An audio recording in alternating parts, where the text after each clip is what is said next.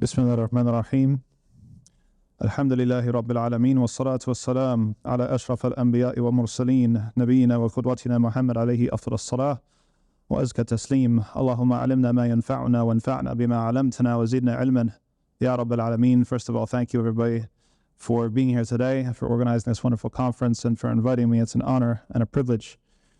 There's so much we could talk about. I'll start with maybe something familiar to some of you. If you're like me, in the last 2+ months, you've watched more Piers Morgan than you would care to admit. And one thing that comes through, because I'm not just a purveyor of narratives, but I also am a bit of a nerd, so I actually watch them with pen and paper in hand. And, you know, I started to try to record and to keep track of some of the inconsistencies and the double standards and the narratives that were going on. And I'd like to bring up just 3 of them because they're interesting to think about, and they're especially relevant to us today. And I'm going somewhere with this. A lot of times we talk about double standards and we draw attention to double standards and, you know, say, hey, there's a double standard over there. That's not fair. But we don't always get underneath the double standard to account for why that double standard is being practiced in the first place. And if you get to that level, then we're really cooking with grease, as Sheikh Tahir would say. So one of the double standards that's often deployed on the Piers Morgan show has to center around the right to defend, right? We've seen, according to Piers and the guests that he does not interrupt, that they have basically an unequivocal right to defend themselves. Everything that happened on October 7th justifies anything that they could possibly do thereafter. Now, Norm Finkelstein pointed out that this is to confuse cause and effect, that he said that basically by that logic, then everything that Israel has done to the Palestinians would have justified October 7th. It's not what I'm saying. That was Norm Finkelstein is saying. And so we see that there's a double standard here where we're looking at who has the right to defend themselves, right? And what that defense is supposed to look like. Especially, now that would be bad enough, but then if you look at the asymmetry of these two parties or these two peoples, the people of Israel who have full rights and citizenship, somebody from Long Island who can just pull up and get on a flight and go and claim citizenship, receive military training and a house that doesn't belong to him, versus somebody who's been in that land, Palestine, for generations and is a refugee in their own land, who's been under embargo for the past 17 years, has no access to medicine or food, let alone weapons. So there's a huge asymmetry going on there. So that's just put that aside. That's double standard number 1. Double standard number 2, I think, is interesting. It has to do with the idea and the definition of terrorism. And the person who pushed him furthest on this was Abdullah al-Andalusi, who tried to get Piers to define it. What is terrorism? And he could only say it's committing an act of terror. And then, of course, Abdullah's sharp face is like, well, what's that? He's like, it's terrorism. So, fihi dawr, yani. I mean, there's a lot of circular logic going on there. But what's interesting about, it's not, again, just about having a double standard. What's interesting is what's hidden by the double standard, or what's lying underneath the double standard. And that is, and it came sort of to light more when Piers was talking to Tommy Robinson, and Tommy Robinson was actually did a lot better than Piers in at least spelling out a definition. He said, well, the difference is somebody is deliberately targeting civilians and the other is collateral damage. Now, we're going to, again, put that to the side for a second and come back to that, because it's patently false. It's not true. But what's more significant is why it's not true. The third double standard, and the last one, is who you believe, right? Which actors, which speakers do you deem to be credible in the first place? Okay, do you believe, and Piers is somebody, and his uninterrupted guests are the ones who believe the occupation forces at their word, believe all their stated goals and excuses, even when their actions indicate otherwise or belie their true motives. They can get on to CNN and declare that they're targeting Hamas. They can declare that they're using precision strikes, that they're avoiding or minimizing civilian casualties. And yet, the actions speak for themselves. Bakeries and hospitals have been terrorized and bombed, taken over, people executed therein. Schools, UN schools, everything imaginable. Journalists and academics have actually received phone calls in the night telling them that they're about to be assassinated and targeted, then to be assassinated the very next day. So that's on one side, these supposedly credible speakers and actors that are believed no matter what they do, versus the other side, when Palestinians, even people from the Palestinian resistance who try to stress the attempt to not target civilians or to treat hostages in a fair manner, is dismissed out of hand. And we're not here to comment about this group or that group or to approve or to deny. We're just showing the double standard here, that one group is being believed no matter what they say and no matter what they do and no matter how much distance there is between the two, what they say and what they do. And then the other side is completely denied or disbelieved a priori, no matter what they do. But again, the main point of bringing this up is not to just point to the fact that there are double standards. We've known that. Anybody who has a pulse and a few brain cells can tell that double standards abound when these issues and others are brought up.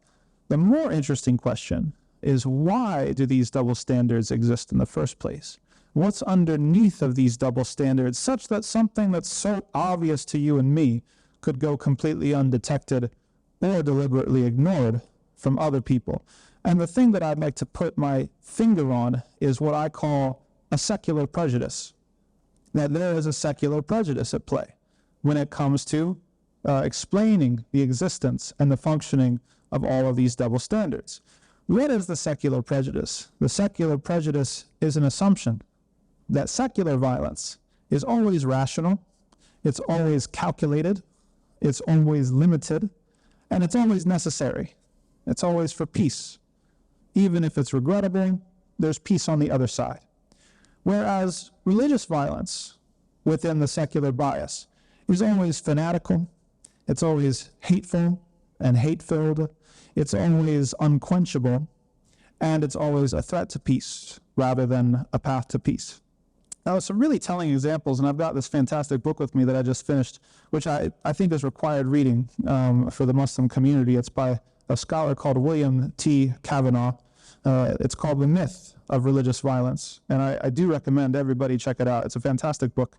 There's a couple of quotes that I'll pull here from figures that he has pulled. Now, some of these won't surprise you, but some of these may. For example, when he's demonstrating this secular bias, right, this unfair way that religious and secular actors are treated, he quotes from the likes of Sam Harris, for example.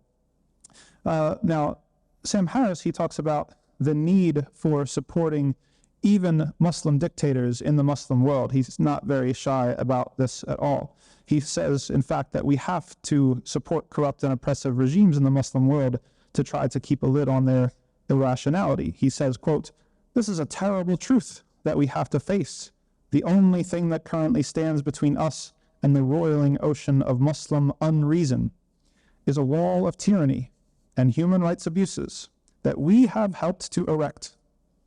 MashaAllah. This situation must be remedied, but we cannot merely force Muslim dictators from power and open the polls.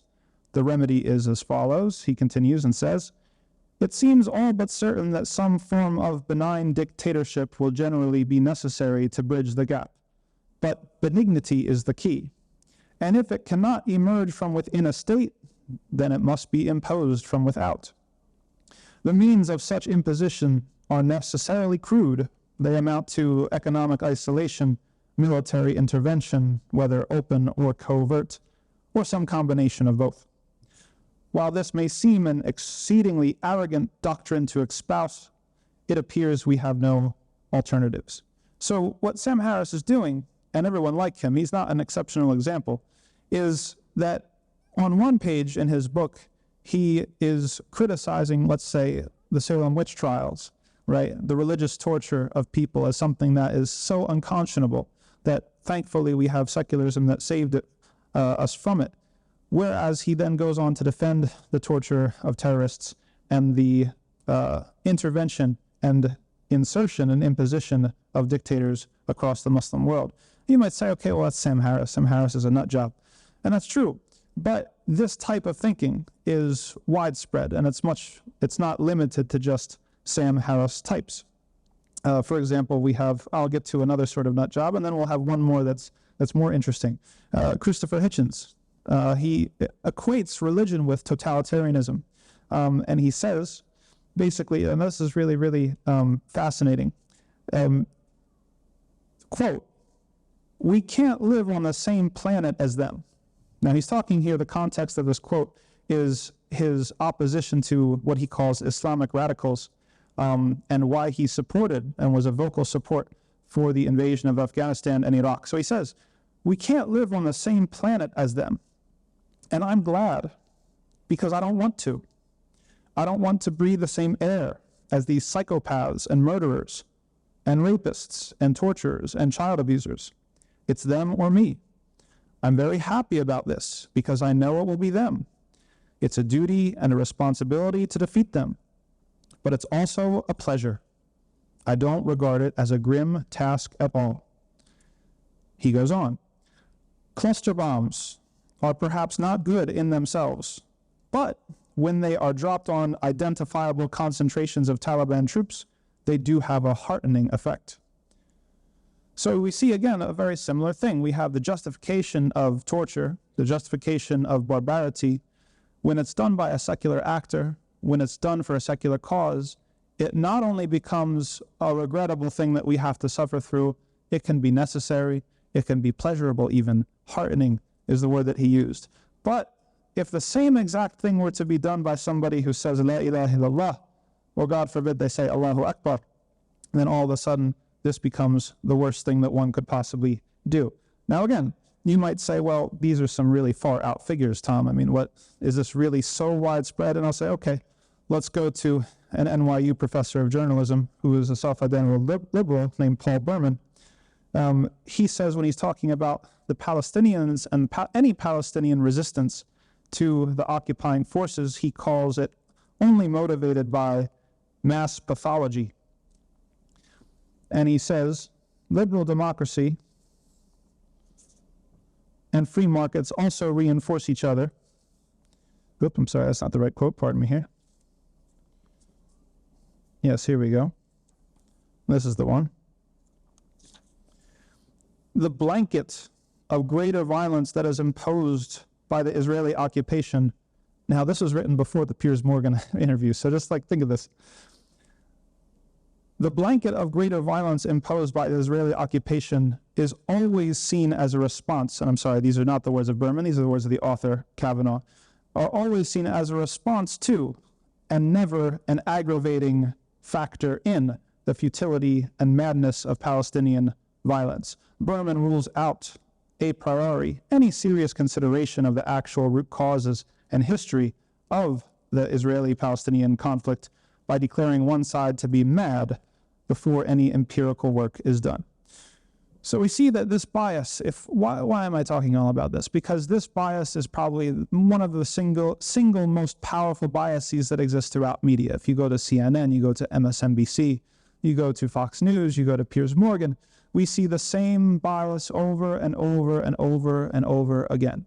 Why is it that one side is always starting out having been in the right and doing something noble, where the other side starts at a deficit?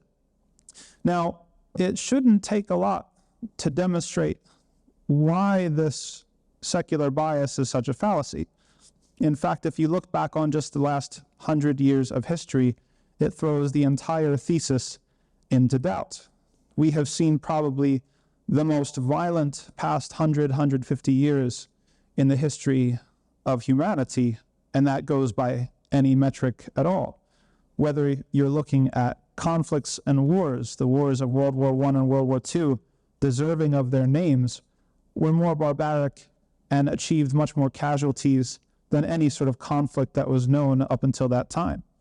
If you want to look at particular regimes, well, we have the Nazis, we have Stalin, we have Mao, we have the Khmer Rouge, we have many to pick from that were secular regimes, and some of them actually atheist regimes that were the most violent that the world has seen. If you want to look at particular massacres, the secular age, the last 150 years also wins on that account. You have the bombing of Dresden by the Allies. You have, of course, the bombing of Hiroshima and Nagasaki. You have massacres like the My Lai massacre in the Vietnam War, and of course Fallujah. If you want to look at the technology of it, right, the instruments of war that are being used and deployed on people, you have things such as the atomic bomb, something that poisons the earth, causes birth defects for generations, consequences and things that were unknown. Many of us have seen the consequences of white phosphorus and how it's something that's designed to burn from the skin down to the bone. These are all products of the secular age. They didn't exist before. We have military technology such as napalm, which was literally invented. Scientists got in a room to figure out how to make the fire stick to the skin for longer. This is an outcome of the secular age, not any religious person who came up with this. We see the weaponization of hunger in many places. In Gaza right now, famously in Iraq in the 90s, where Madeleine Albright was asked point blank if the lives of 500,000 Iraqi children were worth it, and she unflinchingly said yes. If you want to make torture your metric, well, that's one that the secular age has run away with Guantanamo Bay and Abu Ghraib and all of the dark sites spread across the world. If anything, secular violence has proven in the last 150 years to be far worse, far more violent, far more abhorrent than anything that the world has seen before. And that the secular individual, the secular nation, the secular actor is perhaps more prone to violence than supposedly the religious fanatics ever were. So we're going to talk about now, here's the theme of the talk is taking back the narrative or reforming the narrative. I'm telling you, this is one point that we absolutely have to push, and we absolutely have to educate and illuminate and fight back against if we want to even start any conversation, let alone an interview or an interrogation on Piers Morgan, on an equal footing. Now you have to expose this bias, the secular bias, and you have to make it as nonsensical as it actually is. Because if we look at the limits that Islam imposes on violence and violent actions, then we see the difference very clearly. Why secular violence so quickly went off the rails and is so unchained. There's two types of limits if we're to look at Islam as a system, and what possibilities are there for violence to be imposed or carried out. One of those types of limits are theological limits, and the second type are legal limits. Most people talk about the legal limits, so I'm only going to spend a tiny bit of time on that. I'm going to spend a little bit more time talking about the theological limits. What I mean when I'm talking about the theological limits to violence is that there's a fundamental difference between somebody who believes in a soul and an afterlife and a day of judgment with accountability versus somebody who doesn't, okay? Somebody who believes the consequences of their actions end with the beating of their heart in this world is far more likely to be able to do something that they think that they're not going to be held account to. In the communities that I've been in, I've always given the example of speeding. And anybody who drives with me knows that it's hard to follow the speed limit sometimes. Most of us drive a little bit over, and some of us more than others.